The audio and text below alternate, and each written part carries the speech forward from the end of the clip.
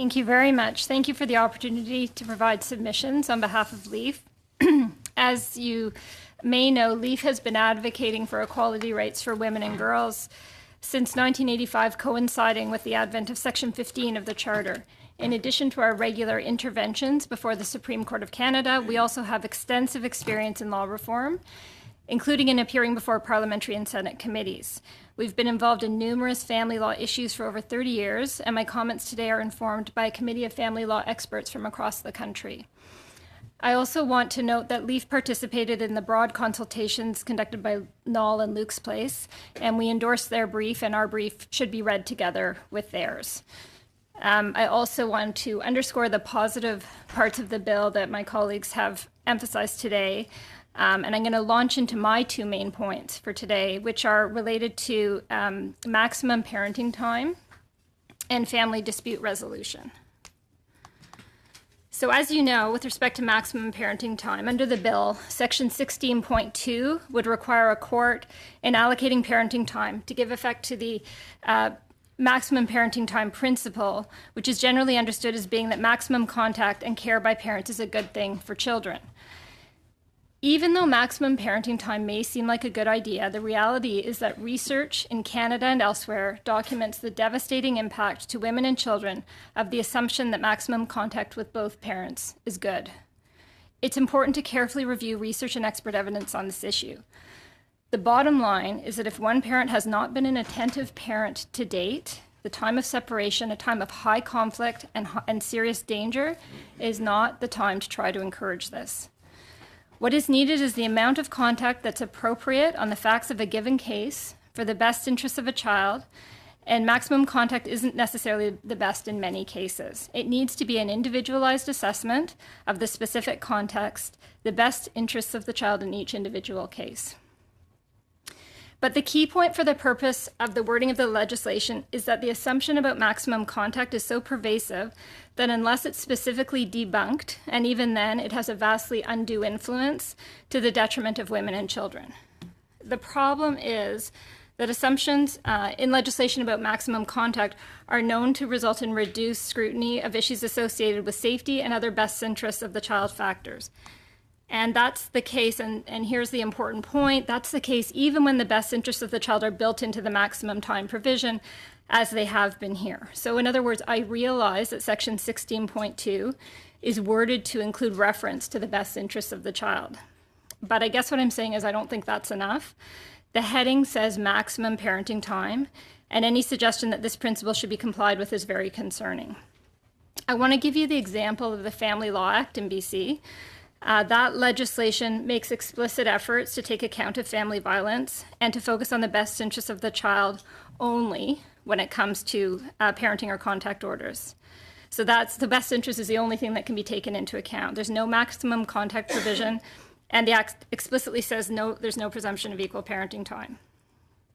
In spite of that, the evidence is that judges in BC still make orders in favor of maximum contact and shared parenting, even in cases where family violence has been established.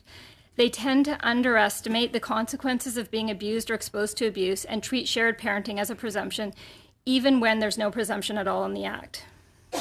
And so given this evidence, and this is just one example, it's consistent with research elsewhere, an explicit presumption is dangerous to the safety and security concerns of children. So our strong recommendation is to eliminate this provision altogether. If that doesn't happen, our alternative position is that the heading in the legislation needs to change, because the wording of the provision, as I've said, doesn't actually say maximum parenting time, but the heading does. And that will signal the wrong thing in my submission. So instead of saying maximum parenting time, it should say something like best interests and parenting time, which will give better emphasis to what the provision seems to actually say, and which will emphasize the important point that the overall governing principle is the best interests of the child.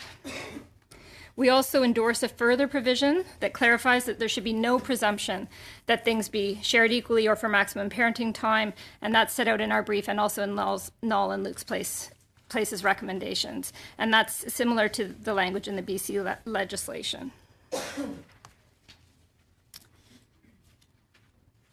Turning to family dispute resolution processes in the bill. Our basic point here is that there's too much emphasis in the bill on dispute resolution, given women's inequality in the context of family law and the dangers of family violence. The wording in the bill acknowledging these concerns in our submission isn't strong enough. So broadly, Section 7.3 requires parties to try to resolve matters through family dispute resolution processes, and Section 7.7 puts a duty on legal advisors to encourage clients to resolve matters through a family dispute resolution process unless it's clearly not appropriate to do so. These provisions raise serious concerns for us, even though there's a reference in both provisions to whether it's appropriate to do so. The provisions make out-of-court processes the norm. And this is an access to justice issue because of the inequality and power imbalances that plague women in the family law context, including the danger to women and children of family violence.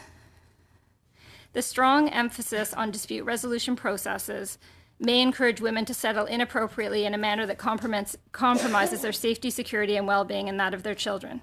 So, for example, women may agree to supervised access or to overnight access because they don't know they can avoid them, and because there's so much pressure to agree to these things because of things like maximum time principles.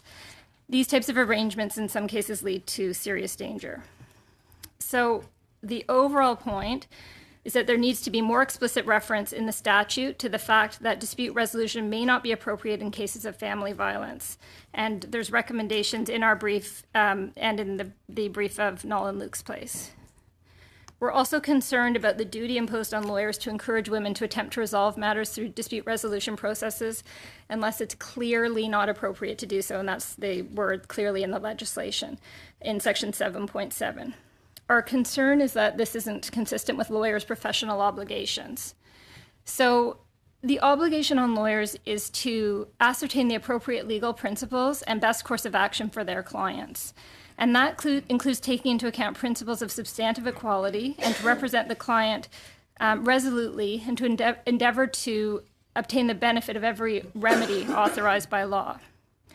Our position is that to place this stringent requirement on legal advisors of encouraging their clients to settle unless it clearly is not appropriate deprives women of appropriate legal advice. And in particular, it's a critical type of legal advice because it's about their substantive equality and it's about their safety, security, and well-being. So overall, given the dangers of dispute resolution processes for women, legal advisors should be required to use accredited family violence screening tools, and the duty to inform should be to inform the person of all processes to resolve the matter, including dispute resolution. So we endorse the recommendations in the brief by Luke's place and Noll with respect to those issues. I'd be happy to receive any questions, but for now, those are my submissions. Thank you very much.